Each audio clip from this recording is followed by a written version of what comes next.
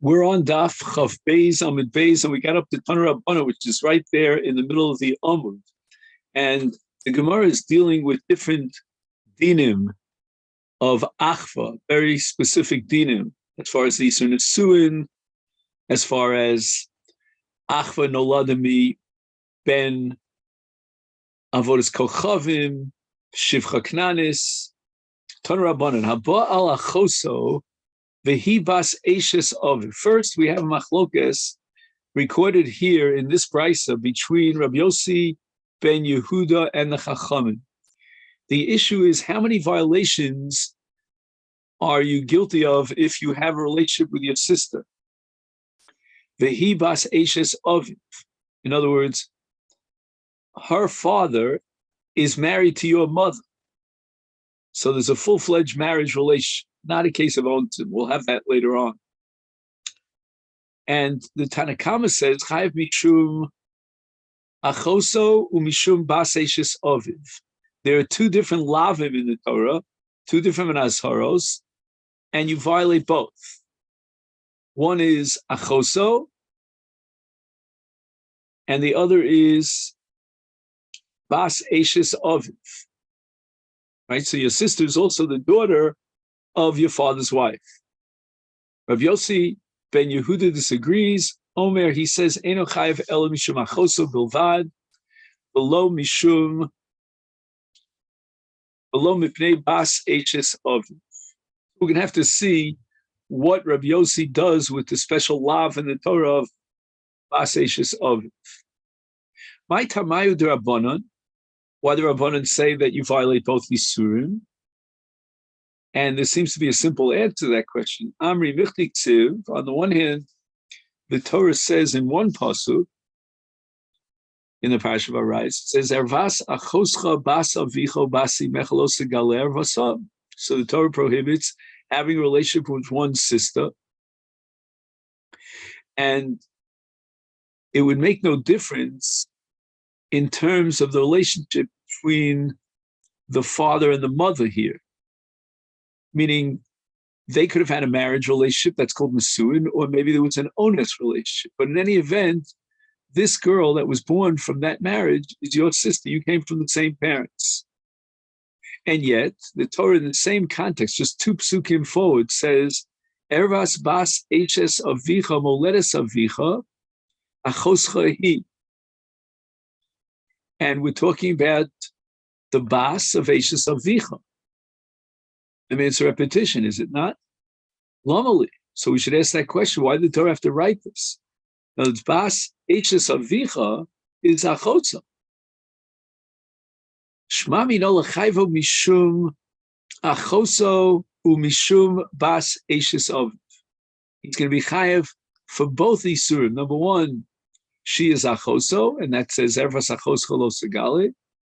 And at the same time, she's bas eshes avicha. And the Torah repeated bas eshes avicha in order to generate another additional isur, which only applies if she was born from your father through nesuin. In other words, your father had a marriage relationship with his wife, and the daughter from that marriage relationship is achoscha, and that comes under bas eshes avicha, a separate and an individual isur. Now, the V'yanafkamina, for example, in the case of shogeg, how many chatos does he have to bring? According to Chachamim, he would have to bring 2 chatos. The Gemara asks Rabbi Yossi, Rabbi Yehuda, what's he going to do with the extra pasuk? After all, it does say in a special pasuk, Ervas basa eshes avicha, etc. Moledes achoscha. And the Gemara answers, Amar Kra achoscha hi. The Torah is coming for a mute. Very interesting. Or, more often than not, the Torah is coming to establish something. But here we already have established the erev of the Erev of Achosa. So what is the Torah coming now? It's a mute. And what is this mute? Achoscha hi. Mishum achoso ato machayvo v'yet machayvo mishum bas eshes aviv. So the extra word achoscha hi is coming to teach us that he doesn't violate, in the case of achoso, a separate law of Hs, of Bas Hs of Vicha. So the Gemara asks for Rabbanon. What do the Rabbanon do with these two words, Achoscha Hi, that are redundant? Hay Achoscha Hi, my Ovdi le mi boile lechayva al Achoso Bas Oviv Ubasimo. If you have a full sister, that means you share with her both the same identical father and mother. And the Torah is telling you that even if the relationship between your father and your mother, in terms of giving birth, having this bas, this achos, is mina onsim, even if there was no marriage relationship between you, let's say they were both, he and she, brother and sister, were born through onsim, but to the same parents.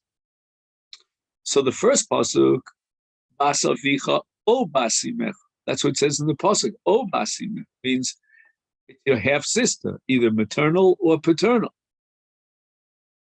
And we would say that the chiyuv only applies to achotzcha that's rak min ha'av, or achotzcha rak min ha'im, only to a half sister. But if she's your full-fledged sister and you share both a father and a mother, that's not mentioned in the pasuk l'chiyuv. And you might say, well, let's derive from a kal v'chomer. If you're chai for a half sister, how much more so you can be chai for a full sister? Why did the Torah have to tell me the chiyuv of achoso in the extra pasuk of ervas bas eishes avicha if she's achoso gamina av gamina imo? Lomar, this is coming to teach us she'ein mashirim min adin, that we don't derive an ashar and a lotaseh from a kal v'chomer. So that even though achoso she bas ov bas imo, v'gam bas imo is a derivative by nature of the kal v'chomer, but nevertheless, the Torah has to write it explicitly because of the principle of ein masir min adin. So the Gemara asks for Rabbi Yossi, Rabbi Yehuda, how is he going to respond to the Chachamim? After all, it does seem that this extra pasuk is coming to teach you a lav of achoso, even if she's both your maternal and paternal sister. She shares the same father and mother with you. So the Gemara says, in Cain, if the Rabbanan are correct and the Torah wrote achotzcha, in order to be mechayev you on an achotz who's both bas aviv and at the same time bas imo, then we have the following question: Lichtov rachmana aschotzcha.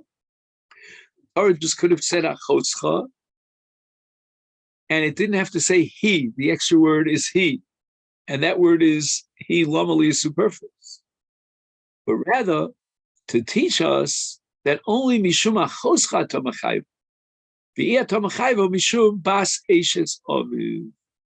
And that's the miyut. Tell us that you're only chayiv for achoso. Now the Gemara clarifies for Rabbanan what is the counter argument of the Rabbanan against Rabbi Yossi's argument. Why did the Torah add the word he?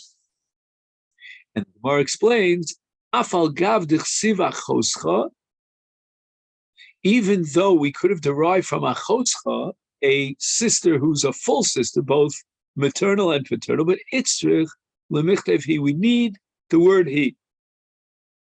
Why? Shelo tomar, you shouldn't mistakenly conclude the alma mashirim min adin. As a general rule, we can derive an ashara and a lotaseh from a kal v'chomer. And v'chitema, if you're going to tell me achotzcha dekasar rachman alamali, so the Gemara is saying that if you're going to reject my answer, which is that he is coming to teach you that we cannot derive isurim from a kal v'chomer, and you'll reject this answer, and you'll say, you know what? How could it even cross your mind that we could derive isurim from a kal v'chomer, because then it'll be difficult. Achoscha dekasar rachman alamali. So that the Torah, by saying achoscha, is teaching me that although logically, based on kal v'chomer, you could have derived the achoscha shigam basav gam basimo from the kal v'chomer of a half sister, But the Torah wrote a choscha to teach us that no, we cannot derive azharos and lavim from a kal v'chomer. So then now at this point, the Gemara has the following kasha. According to the Rabbanon, why did the Torah have to add the word he? If you're going to tell me that the word he is teaching me that even bi'alma ein mazhir min adin, why not just derive that from achotzcha? Why do I need the word he? Achotzcha is a full system. And if the Torah went out of its way to mention a full system, obviously it's because ein mazhir min adin. So let's derive from achotzcha. Why do I need the word he? The Gemara rejects this and says, you know what? You could have learned it from a kal v'chomer, if not for the word he. How can you derive an azhar from a kal v'chomer if in the case of achotzah the Torah did spell it out? And the answer is milsa diasba kal v'chomer tarach v'kosel l'kra. That we have a rule that sometimes even that which could be derived logically from a kal v'chomer, the Torah explicitly mentions. And therefore, we have to be sure not to make a mistake and say that the reason why the Torah wrote a choscha is only because milsa di itzel v'kal v'chomer katarach v'kosel l'kra, but mazhir min adin. It's kasar rachmana he. And the extra word he in the pasuk is to teach us that ein mazhirin min hadin. Now the Gemara turns it to the other side. Let's turn the tables around. For Rabbi Yossi, Rabbi Yehuda, what is his response to the Sfar the Chachamim that milsa diasba kal v'chomer tarach v'kosel l'kra? And that would explain, if you hold tarach v'kosel l'kra, why the Torah added the word achoscha. The Gemara says that Rabbi Yossi's argument is in Cain. If the Torah is not coming to teach me this special din in achotzcha, that you only violate one isur and not two isur, and only because tarach v'kosel l'kra, even though you could have derived it from a kal v'chomer, is lichtevei rachmana lachoscha hi be'idach kra. The word lachoscha hi, that phrase, is out of place. In the first pasuk, where the Torah mentions the Yisur Achoso Bas Aviv, that's where you should be adding the word Achotzcha as a ribui for a double system, meaning a full-fledged system. Gami Aviv and Gami. And from the fact that the Torah says Achotzcha hi, it would have been appropriate to be written there because that's where the Yisur of Bas is written. So why is it out of place over here? And the answer is, we have no choice but to assume that the Torah is coming to teach us that even Baal Bas Eishes Aviv, he only violates Achosa. And there's no additional Isur or violation. The Gemara is Rabbi Yossi, Rabbi Yehuda. I mean, he can't accept that that high Bas Eishes of my Aviv. In other words, since Rabbi Yossi, Rabbi Yehuda would hold that the Torah is not coming to add an Isur of Bas Eishes Aviv. So what is Bas Eishes Aviv teaching me? Why did the Torah write Bas Eishes? And the Gemara answers me, Boile, according to Rabbi Yosef, Rabbi Yehuda, we derive something important from this pasuk, that only a Bas of Misha Yechlo Ichus Liavicha Ba. When is it considered achoso? It's only when your father had a relationship which is ishus, which lends itself to ishus.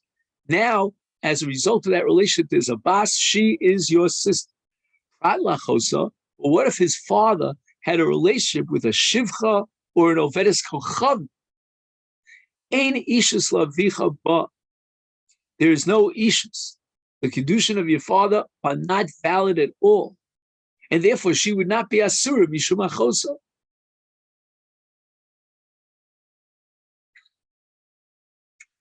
Just to summarize this last point, according to Rabbi Yosef, Rabbi Yehuda, Bas Ishus Avicha is coming to teach me that there's no issues between your father and a shivcha, your father and avodas kolchavim, and therefore if the child doesn't relate, there's no yichus to the father, then she's not achoscha. So the Gemara asks, according to Rabbi Yossi, v'ema prat lachoso me'anusa. How do you know that the pasuk is coming to exclude achoso mishivcha me'avodas kochavim?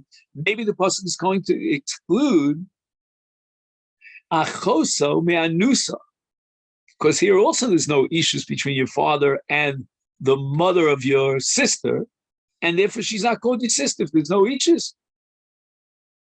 Because the Torah says, Bas Eishes Avicha, and there has to be Eishes. And in the case of an Anutza, there's no Eishes. When it says, Hahi Lo Matzisam. I'll tell you why you can't say such a thing, says Gmabi, the Rava, from Rava. Rava has a contradiction of two psukim, and we'll see how he resolves that contradiction. But from Divrei Rava, which we're about to learn now, is Eincha Yochel Omer Achoscha Anusa. There's no Havamina that Achoscha Me'ones, where your father raped a woman, and this is where she was, that would be excluded from Achoscha. Because the Rava Rami means he had a steer of two psukim. Ksiv, in one pasuk says, Ervas Bas Bincha or Bas Bitcha Lo Segale. It sounds like it's excluding the daughter or the son of your wife from a different marriage. It sounds like the Torah is saying the erva is only bas bincha, bas bitcha. But bas bina, dida means your wife, ubas bita, dida of your wife. Shari, that's mutter.